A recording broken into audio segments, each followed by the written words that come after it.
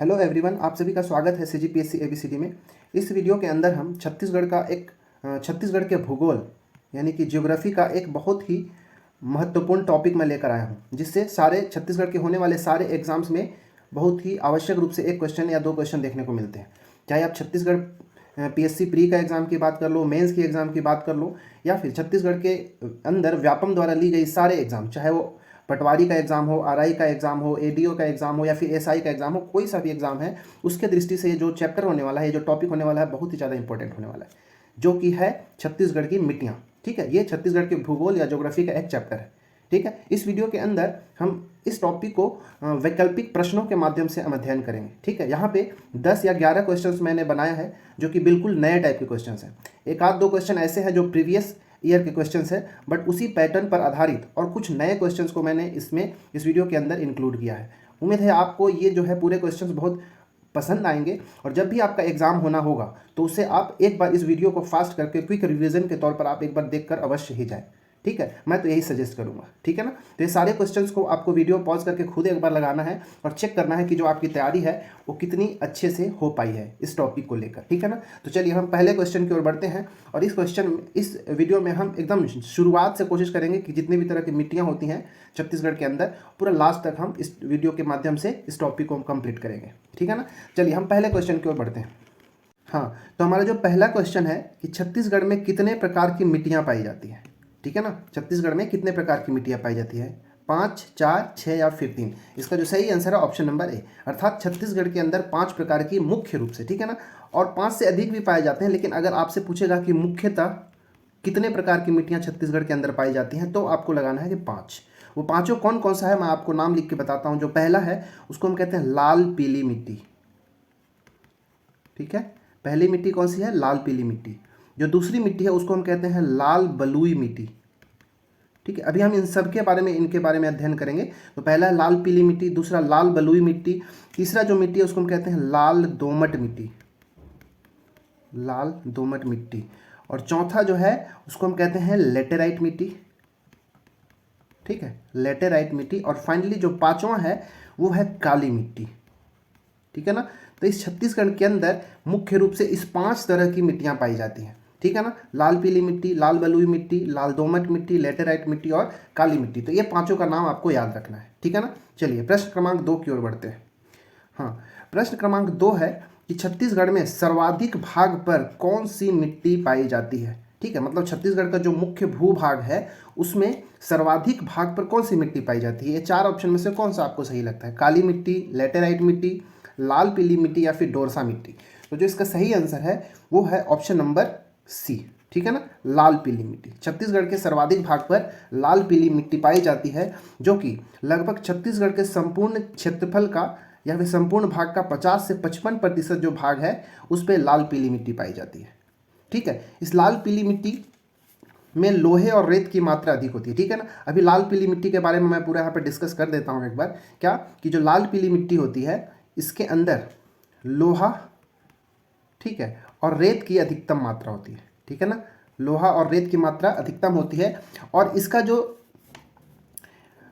रंग जो होता है ना, ठीक है, ये लाल रंग का होगा क्योंकि इसमें लोहे की मात्रा अधिक। और नाम से ही समझ में आ रहा है कि लाल पीली मिट्टी, मतलब इसमें लाल और कुछ पीले रंग का ये दिखने को दिखेगा।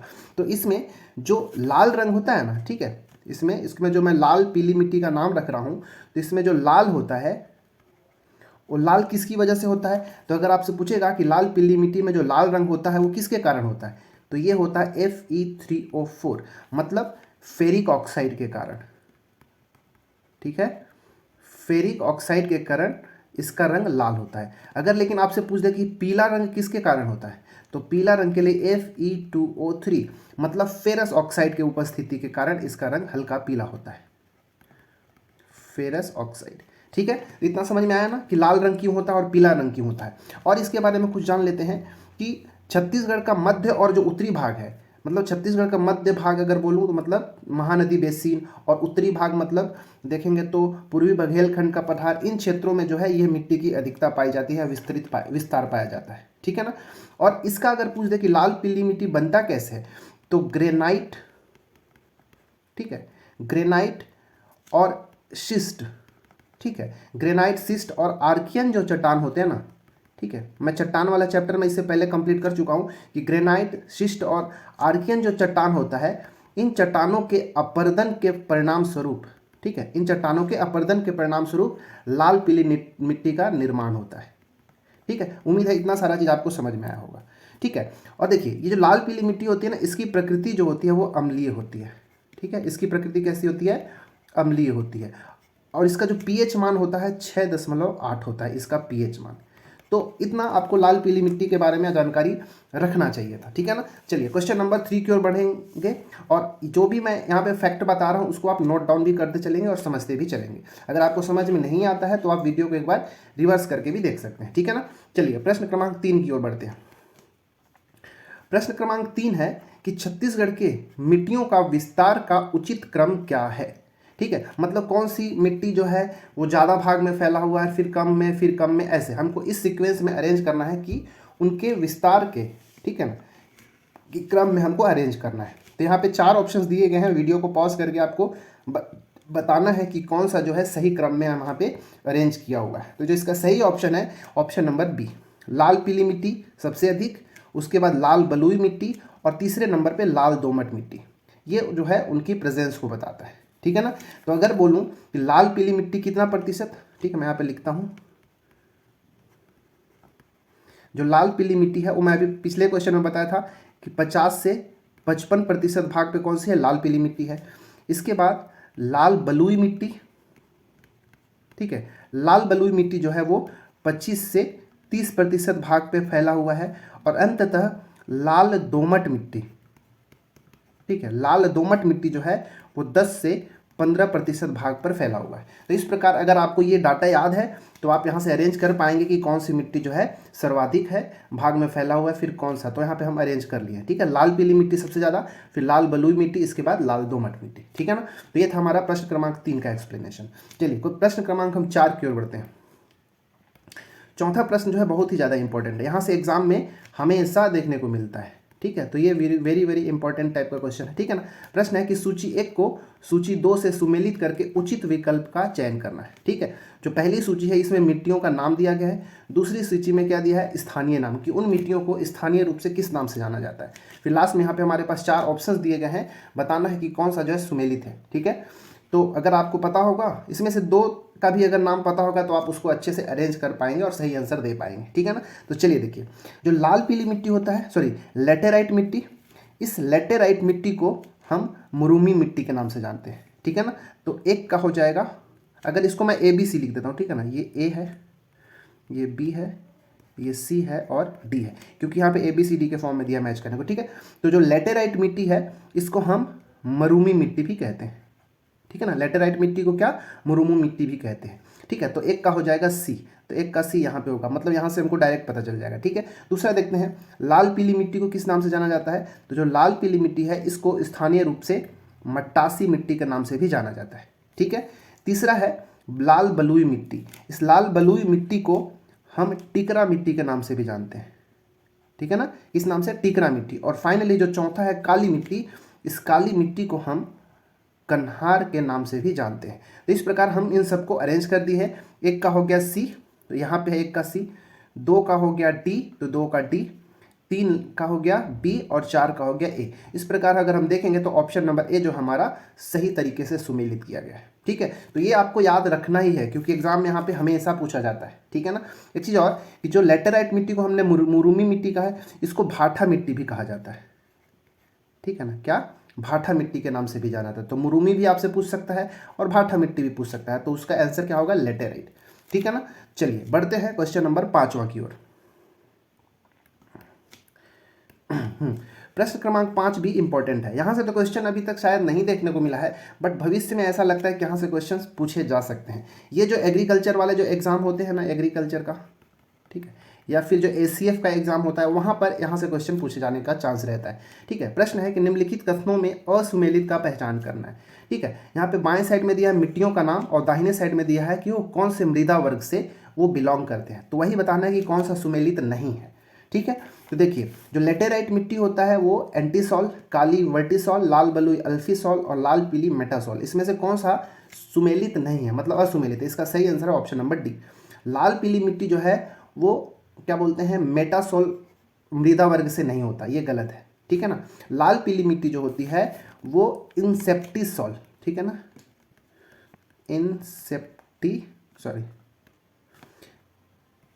इंसेप्टिसॉल मृदा वर्ग से बिलोंग करता है, ठीक है ना। लाल पीली मिट्टी इंसेप्टिसॉल, और लेटेराइट तो ये ठीक है एंटीसॉल मृदा वर्ग से। काली मिट्टी जो होती है वर्टिसॉल मृदा वर्ग से, और लाल बलुई मिट्टी जो होती है अल्फीसॉल मृदा वर्ग से बिलोंग करता है। तो ये जो है बाकी 3 सत्य है, चौथा वाला असुमेलित था, जो कि इसका सही आंसर होगा इंसेप्टिसॉल, ठीक है ना। चलिए प्रश्न क्रमांक 6 की ओर बढ़ते हैं।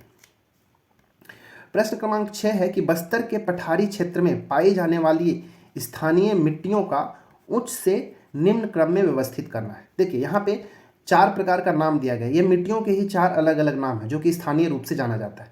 तो इनको उच्च से निम्न क्रम में व्यवस्थित करना। उच्च से निम्न क्रम का मतलब कि सबसे टॉप में क्या पाया जाता होगा, अधिक ऊंचाई पर, फिर उससे कम ऊंचाई पर कौन सी मिट्टी पाई जाती होगी, फिर उससे भी कम ऊंचाई पर कौन सी मिट्टी, और सबसे निचले स्तर पे कौन सी मिट्टी पाई जाती है। तो ये चारों के नाम को हमको अरेंज करना है, ठीक है। तो वीडियो को पॉज करके आप इसको ध्यान से ऑप्शंस को देखेंगे, इसके बाद मैच करने की कोशिश करेंगे, ठीक है। तो मैं इसका सही आंसर बनाता हूँ। इसका सही आंसर जो है ऑप्शन नंबर बी, ठीक है। मारहान, टिकरा, माल और गभार, ठीक है। तो ये जो बस्तर के क्षेत्र में, ये पॉइंट को याद रखना है कि बस्तर के पठारी क्षेत्र की बात कर रहा हूँ, ठीक है ना। तो बस्तर के पठारी क्षेत्र में जो सबसे ऊंचाई पर, अधिक ऊंचाई पर जो मिट्टी पाई जाती है उसको हम मरहान कहते हैं, ठीक है। क्या कहते हैं, मरहान। फिर उससे और थोड़ी सी नीचे जो मिट्टी पाई जाती है ऊंचाइयों पर उसको हम कहते हैं टिकरा, ठीक है।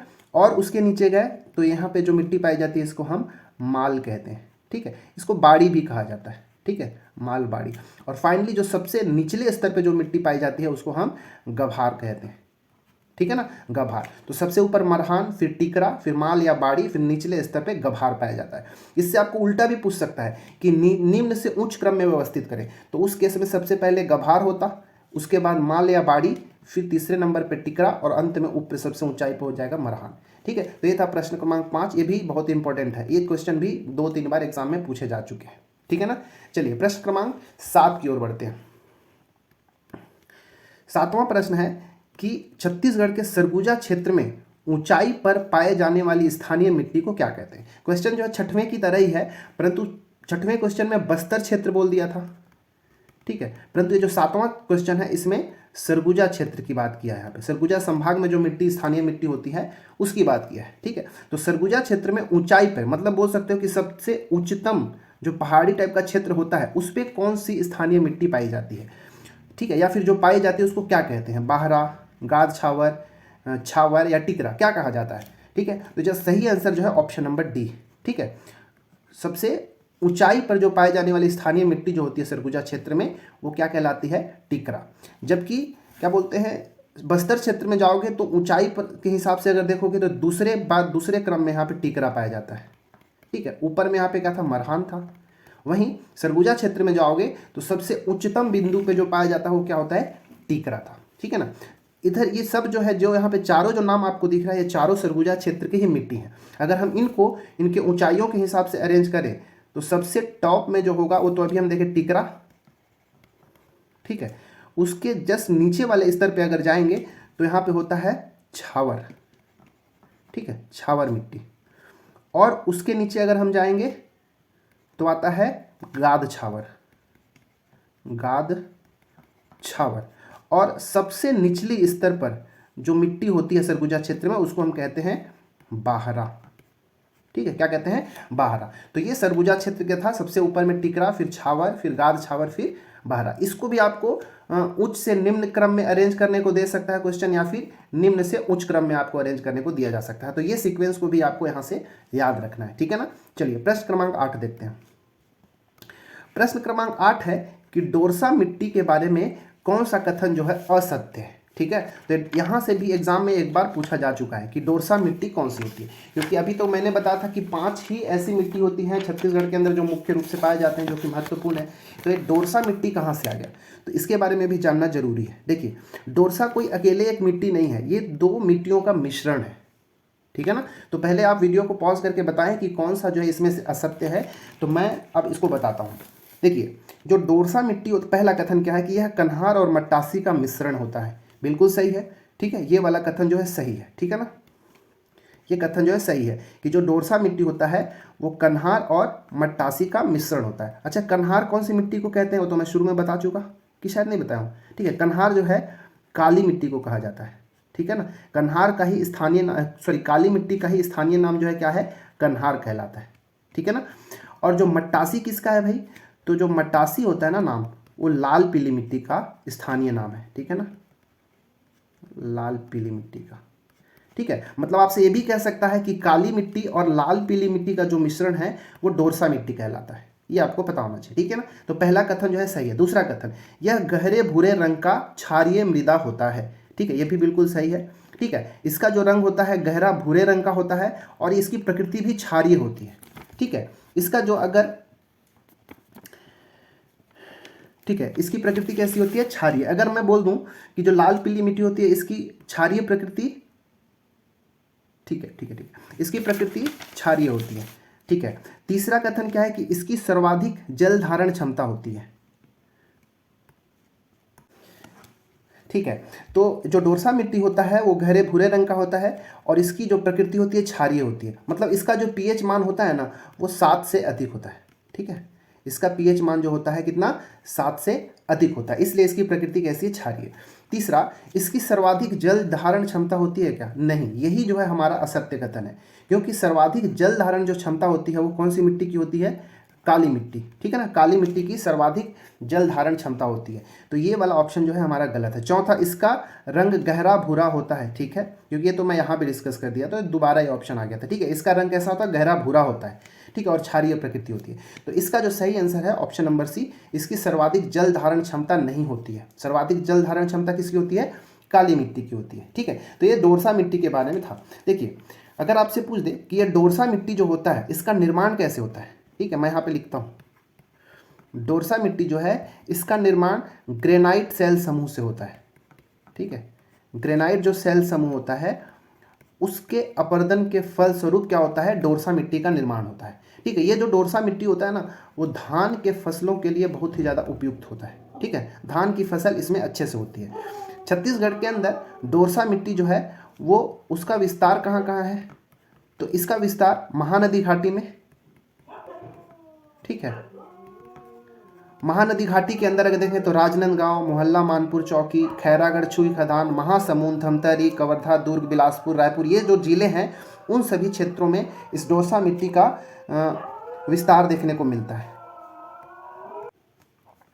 ठीक है। महानदी घाटी के अंदर हम देखें, इसके बाद ये पूर्वी बघेलखंड के क्षेत्र में भी, ठीक है ना, पूर्वी बघेलखंड में जो रामानुजगंज, कुसमी, प्रतापपुर क्षेत्र में भी इस मिट्टी का थोड़ा विस्तार देखने को मिलता है, ठीक है ना। तो और दंडकारण्य क्षेत्र में भी थोड़ा बहुत मिलता है, ठीक है। दंडकारण्य क्षेत्र में जो नदी घाटी है, जो शबरी नदी, इंद्रावती नदी की जो घाटियां हैं उन क्षेत्रों में भी इस डोरसा मिट्टी का थोड़ा बहुत विस्तार देखने को मिलता है। तो ये था पूरा डोरसा मिट्टी के बारे में जानकारी, आप सभी को नोट डाउन कर लेंगे, ठीक है ना। चलिए प्रश्न क्रमांक 9 देखते हैं। 9वां प्रश्न जो है हमारा, निम्नलिखित में से कौन सी मिट्टी का प्रयोग भवन एवं ईंट के निर्माण में किया जाता है, ठीक है ना। ये बहुत अच्छा क्वेश्चन है, ये भी CGPSC में एक बार पूछा गया है, ठीक है ना, कि कौन सी मिट्टी का प्रयोग भवन और ईंट के निर्माण में किया जाता है, भवन सामग्री और ईंट के निर्माण में। काली मिट्टी, लेटेराइट मिट्टी, लाल बलुई मिट्टी या फिर लाल पीली मिट्टी, कौन सा सही है। तो इसका जो सही आंसर है ऑप्शन नंबर बी, जो लेटेराइट मिट्टी होता है, ठीक है, उसका प्रयोग भवन निर्माण और ईंट निर्माण में किया जाता है, ठीक है ना। देखिए, ये जो लेटेराइट मिट्टी होता है इसका रंग ना कत्था रंग होता है, ठीक है, कत्था रंग या फिर कह सकते हो लाल भूरे रंग का होता है, ठीक है। लेटेराइट मिट्टी का रंग कैसा, कत्था या फिर लाल भूरे भूरे रंग का ये होता है, ठीक है। ये जो लेटेराइट मिट्टी है इसको हम पहले भी देखिए कि इसको हम मुरूमी मिट्टी भी कहते हैं, भाठा मिट्टी भी कहते हैं, कई बार से इसको बंजर भूमि भी कहा दिया जाता है, क्योंकि इसमें खेती जो है नहीं के बराबर होता है। इसमें केवल बागानी फसलें ही हो पाता है, बाकी धान, गेहूँ ये सब की खेती नहीं हो पाता। तो मुख्य इसको जो लेटेराइट मिट्टी है उसको मुरूमी मिट्टी, भाठा मिट्टी और बंजर भूमि के नाम से भी जाना जाता है, ठीक है। अगर हम इसके निर्माण की बात करें कि इसका निर्माण कैसे होता है, तो इसका निर्माण निच्छालन विधि से होता है। ये एग्जाम में पूछा गया है, ठीक है, कि निच्छालन विधि से किसका निर्माण होता है, तो निच्छालन विधि के माध्यम से लेटेराइट मिट्टी का निर्माण होता है, ठीक है ना। इसमें मुख्य रूप से बागानी खेती या फिर बागानी फसलों को ही इसमें लगाया जाता है। बागानी फसलें मतलब बोल लो आलू, टमाटर, चाय, लीची, इन सभी फसलों का इसमें उपज किया जाता है। देखिए जो लेटेराइट मिट्टी होता है वह एक अम्लीय मिट्टी है। ठीक है, लेटेराइट मिट्टी कैसी है? अम्लीय मिट्टी है। इसका जो पीएच मान होता है वो 5.6 होता है। ठीक है, देखिए जो लेटेराइट मिट्टी होता है इसमें एल्यूमिनियम और लोहा उपस्थित होता है। ठीक है, इसमें इस लेटेराइट मिट्टी के अंदर एल्यूमिनियम और लोहे की मात्रा पर्याप्त होती है, उसकी अधिकता होती है। यही कारण है कि यह मिट्टी अत्यंत कठोर होता है। ठीक है, जिसके कारण उसका प्रयोग भवन और ईंट निर्माण में किया जाता है। ठीक है, उम्मीद है लेटेराइट मिट्टी के बारे में आपको पर्याप्त यहाँ पे जानकारी मिली होगी। ठीक है ना। प्रश्न क्रमांक 10 की ओर बढ़ते हैं। प्रश्न क्रमांक 10 है कि निम्नलिखित में से किस मिट्टी को भर्री मिट्टी के नाम से भी जाना जाता है? ये इसको पकड़ना है कि निम्नलिखित में से किस मिट्टी को भर्री मिट्टी के नाम से जाना जाता है? काली मिट्टी, लाल दोमट मिट्टी, पाल कछार मिट्टी या फिर पटपर कछार मिट्टी, किसको जो है भर्री मिट्टी के नाम से जाना जाता है? इसका जो राइट आंसर है ऑप्शन नंबर ए, कि जो काली मिट्टी है उसको हम भर्री मिट्टी के नाम से जानते हैं। ठीक है, छत्तीसगढ़ के उच्च भूमि पर, ठीक है ना, छत्तीसगढ़ के उच्च भूमि पर जो काली मिट्टी होती है ना उसको किस नाम से जाना जाता है? भर्री मिट्टी के नाम से जाना जाता है। ठीक है, इसका रंग काला होता है। ठीक है ना, काली मिट्टी का रंग तो ऐसे भी काला होगा, लेकिन किसके कारण? तो यहाँ पे याद रखिएगा, फेरिक टाइटेनियम के कारण। ठीक है, फेरिक टाइटेनियम के कारण काली मिट्टी का रंग कैसा होता है? काले रंग का होता है। ठीक है ना। काली मिट्टी का जो स्थानीय नाम है उसको हम, वो है कन्हार। ठीक है, कन्हार किसका नाम है? काली मिट्टी का स्थानीय नाम है। इसको रेगुर मिट्टी भी कहते हैं। ठीक है, कन्हार, रेगुर या फिर भर्री मिट्टी भी कहते हैं। भर्री तो हम ऊपर देख लिए, क्वेश्चन में दिया गया है। ठीक है, काली मिट्टी का स्थानीय नाम कन्हार, रेगुर या भर्री मिट्टी भी होता है। ठीक है, जो काली मिट्टी है इसका विस्तार, काली मिट्टी का विस्तार जो है कवर्धा में जो चिल्फी घाटी है, ठीक है, चिल्फी घाटी में देखने को मिलेगा। महानदी घाटी में भी इसको देखने को मिल जाएगा। ठीक है ना, महानदी घाटी। जब मैं ये घाटी बोलता हूँ तो उसके आसपास के क्षेत्र को आपको समझ लेना है। चिल्फी घाटी मतलब कवर्धा में, महानदी घाटी मतलब आप धमतरी हो गया, गरियाबंद, रायपुर, दुर्ग, ये सारे क्षेत्र को आप ले लेंगे महानदी घाटी के अंदर। ठीक है, पूर्वी बघेलखंड का पठार मतलब जो सरगुजा क्षेत्र के अंदर, ठीक है, पूर्वी बघेलखंड। इसके बाद दंडकारण्य क्षेत्र में भी थोड़ा सा इसको देखने को मिलेगा इसका विस्तार। ठीक है ना। देखिए अगर आपसे पूछ दे कि राज्य में सर्वाधिक उपजाऊ वाली मिट्टी कौन सी है, तो ये काली मिट्टी है। ठीक है ना, सर्वाधिक उपजाऊ, ठीक है, सर्वाधिक उपज देने वाली मिट्टी कौन सी है? काली मिट्टी ही है। ठीक है ना। काली मिट्टी में चीका की मात्रा होता है, मतलब इसमें पानी की पर्याप्त मात्रा होती है। अगर आपसे पूछेगा कि जल धारण क्षमता सर्वाधिक किसका होता है, तो काली मिट्टी का सर्वाधिक जल धारण क्षमता होता है। ठीक है, सर्वाधिक जल धारण क्षमता किसकी होती है? काली मिट्टी की होती है। ठीक है ना। इसमें चीका की मात्रा अगर पूछा जाता है, ठीक है, चीका की मात्रा कितनी होती है? तो 50 से 55% जो है इसमें चीका की मात्रा होता है। सबसे अधिक चीका की मात्रा किसमें? काली मिट्टी में होती है, 50 से 55% होती है। और जो काली मिट्टी होती है ये भी, इसकी भी ये प्रकृति इसकी कैसी होती है? अम्लीय होती है। ठीक है, और इसका जो अम्लीय नहीं, क्षारीय होती है काली मिट्टी। बाकी इससे पहले जितनी भी मिट्टियों का नाम मैंने बताया वो सब कैसा था? क्षारीय था ज़्यादा से ज़्यादा। एक बस डोरसा मिट्टी अम्लीय था। ठीक है, लेकिन यहाँ पे जो काली मिट्टी है उसकी प्रकृति कैसी है? क्षारीय प्रकृति है, और इसका जो है पीएच वैल्यू है 7.6 है। इतना सारा चीज़ आपको याद रखना चाहिए काली मिट्टी के बारे में। ठीक है, देखिए काली मिट्टी में पर्याप्त जल की मात्रा होती है, सर्वाधिक जल धारण क्षमता होती है, इसलिए उपजाऊ भी पर्याप्त होता है। लेकिन कई बार से क्या होता है, काली मिट्टी में जब पानी की कमी हो जाती है ना, ठीक है, पानी के कमी के कारण क्या हो जाता है? ये सूख कर इसमें दरार बन जाती है। ठीक है ना, इतना चीज़ पता होना चाहिए। अब ठीक है, लाल दोमट मिट्टी, तो हम, ठीक है, लाल दोमट मिट्टी के बारे में भी आगे हम जानेंगे। देखिए यहाँ पे पाल कछार मिट्टी, ठीक है, पाल कछार मिट्टी और पटपर कछार मिट्टी, ये दोनों मिट्टी को तो मैं नाम नहीं बताया, परंतु ये थोड़ा बहुत अंशतः मतलब आंशिक रूप से यहाँ देखने को मिलते हैं छत्तीसगढ़ के अंदर, पाल कछार मिट्टी और पटपर कछार मिट्टी। देखिए पाल कछार मिट्टी के किसको कहते हैं? तो जो नदी के किनारे जो पाई जाने वाली मिट्टी होती है ना उसको हम पाल कछार नदी कहते हैं, पाल कछार मिट्टी कहते हैं। मैं यहाँ पे लिख देता हूँ नदी किनारे, नदी के किनारे पाई जाने वाली मिट्टी को पाल कछार मिट्टी कहते हैं। इसको कई बार से कांप मिट्टी भी कहते हैं। ठीक है, कांप मिट्टी भी कहा जाता है किसको? पाल कछार मिट्टी को। ठीक है, इसकी जल धारण क्षमता ठीक ठाक होती है, पर्याप्त होती है। ठीक है ना इसका। लेकिन ये जो पटपर कछार मिट्टी होती है ना, ये पहाड़ी क्षेत्रों में पाया जाता है। ठीक है, पहाड़ी भाग पर पाया जाता है। ये कहाँ, पाल कछार कहाँ, नदी के किनारे। लेकिन पटपर कछार जो होता है पहाड़ी भाग पर पाया जाता है, ठीक है, या फिर कह सकते हो कि सदैव ऊंचाई के ऊपर पाया जाता है और यह एक अनुपजाऊ भूमि है, ठीक है। पटपर कछार कैसा है, पटपर कछार एक अनुपजाऊ मिट्टी है, जबकि पाल कछार जो है ये एक तरह का उपजाऊ मिट्टी है, ठीक है। कैसा है, उपजाऊ मिट्टी है, ठीक है।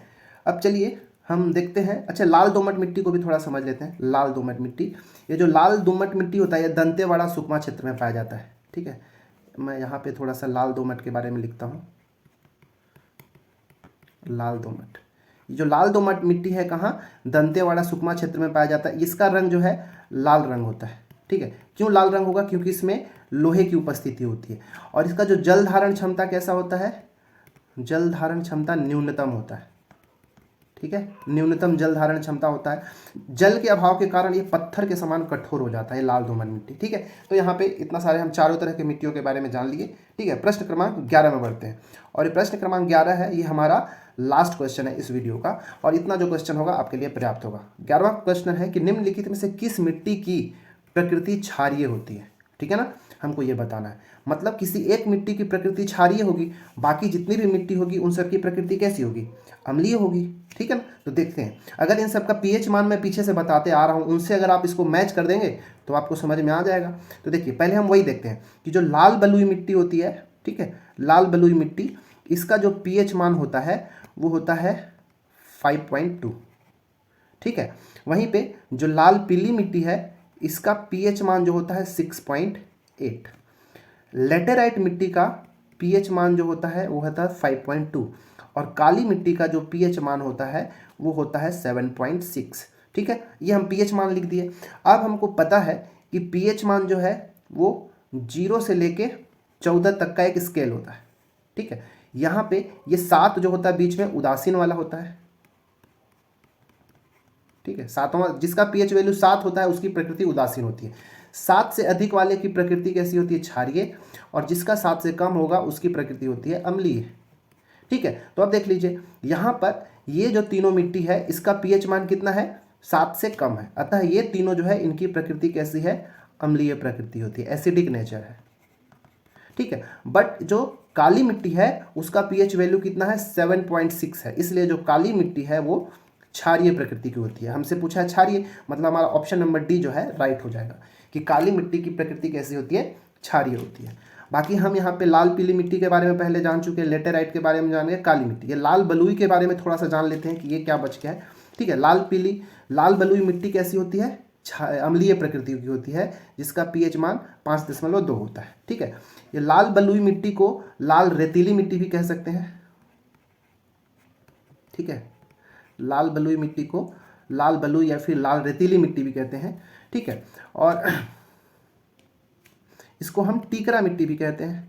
पीछे हम देखे थे कि टीकरा, लाल बलुई मिट्टी को ही टीकरा के नाम से जाना जाता है। यह जो है अपेक्षाकृत देखा जाए बाकी लोगों से तो इसकी उपजाऊपन जो होता है कम उपजाऊ होता है, ज़्यादा उपजाऊ इसका होता नहीं, ठीक है। इसमें जो है लोहे की अधिकता होती है, क्योंकि लाल रंग जहाँ भी आपको समझ में आ जाएगा तो दिख जाएगा तो समझ जाना कि उसमें लोहे की मात्रा है, ठीक है। तो इसमें लोहा की मात्रा पाई जाती है, साथ ही साथ थोड़ा सा मात्रा में इसमें नाइट्रोजन और ह्यूमस, ठीक है। मतलब कह सकते हो कि नाइट्रोजन और ह्यूमस की मात्रा क्या होती है, कम होती है, ठीक है। जिस मिट्टी में ह्यूमस की मात्रा जितनी अधिक होगी वह उतनी अधिक उपजाऊ भी होगी। तो जो लाल बलुई मिट्टी है इसमें लोहे की मात्रा अधिक होती है परंतु नाइट्रोजन और ह्यूमस की मात्रा कम होती है, जिसके कारण ये जो है कम उपजाऊ होता है, ठीक है ना। ये जो लाल रेतीली मिट्टी या फिर लाल बलुई मिट्टी होती है इसमें ग्रेनाइट और निस चट्टानों का अवशेष पाया जाता है, ठीक है।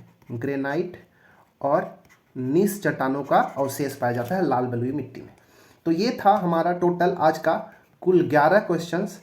इस 11 क्वेश्चंस के माध्यम से इस मिट्टी के बारे में, छत्तीसगढ़ के अंदर जितनी भी मिट्टियाँ होती हैं उनके बारे में हम जानने का प्रयत्न किए और ज़्यादा से ज़्यादा फैक्ट्स को मैंने यहाँ पे इंक्लूड कर दिया है। अब थोड़ा बहुत आपको मेहनत करना पड़ेगा, क्योंकि अगर मेंस में अगर पूछेगा तो थोड़ा बहुत आपको इंक्लूड करना होगा अलग से। बाकी जितनी भी फैक्चुअल बात होती है जो कि प्रीलिम्स की दृष्टि से या फिर व्यापम के एग्ज़ाम की दृष्टि से जो इम्पोर्टेंट है आपका यहाँ से बन जाएगा, ठीक है। उम्मीद है आपको ये वीडियो पसंद में आया होगा, अच्छा लगा होगा। अगर अच्छा लगे तो लाइक करें, सब्सक्राइब करें और शेयर भी करें। मिलते हैं अगले वीडियो में, तब तक के लिए धन्यवाद।